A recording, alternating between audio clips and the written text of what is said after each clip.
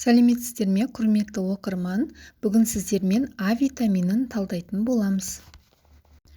Достар, адам денсаулығына байланысты және де басқа да саладағы қызықты видеоларды көргіңіз келсе, менің каналыма тіркеліп, және де лайк басып, пікір қалдыруды ұмытпаңыз. Сонымен А витамині дегеніміз қандай витамин, оның пайдасы қандай, ол жетіспегенде қандай адамның бойында, ағзасында қандай өзгерістер болады, сол жөнінде айтып берейін. А дәрумені, яғни А витамині, жалпақ тілмен айтқанда, иммундық жүйенің дұрыс жұмыс істеуі үшін өте қажет, маңызды витаминнің бірі. А витамині ретинол формасына ену арқылы ағзадағы барлық ұлпада, сүйекте, бұлшық етте, ішкі ағзада, тері, тіс бәрінде кездеседі. Жас ағзаның өсуі үшін және де жарақаттың жазылуын тездетеді. Токсиндерді жойып, қартаю процесін баяулатады. Қатерлі ісіктің алдын алады. Ретинолдың, яғни А витаминінің маңыздылығының бірі коллаген синтезін жылдамдатады. Сол себепті адамдардың беті жас сәбидікіндей көрініп, сондай-ақ әжім түсуі азаяды. Сонымен қоса А витаминінің адам көзінің көргіштігінде маңызды роль атқарады.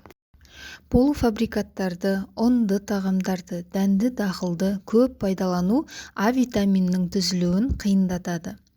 А витамині жетіспесе, иммунитет түсіп, түрлі вирустық ауруларға шалдығу жиілейді. Тері құрғап, тырнақ сынғыш келеді. Ағзадағы А витаминінің тапшылығы тердің боздануы, құрғақтығы және де шаштың түсуіне әкеледі. Көздің қараңғыда көргіштігін төмендетеді. Жалпы иммунитет түсіп, әйелдердің репродуктивті жүйесіне де кері әсер етеді.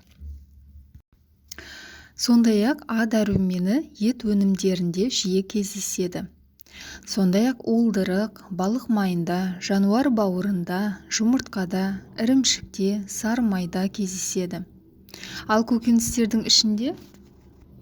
Ал көкөністердің ішінде сәбізде, болгар бұрышы, спаржа, брокколи, сельдерей, петрушка, укроп, жалпы аскөктерде, сондай-ақ базилик, шабдалы, қара өрік, сары өрікте, итмұрында кездеседі.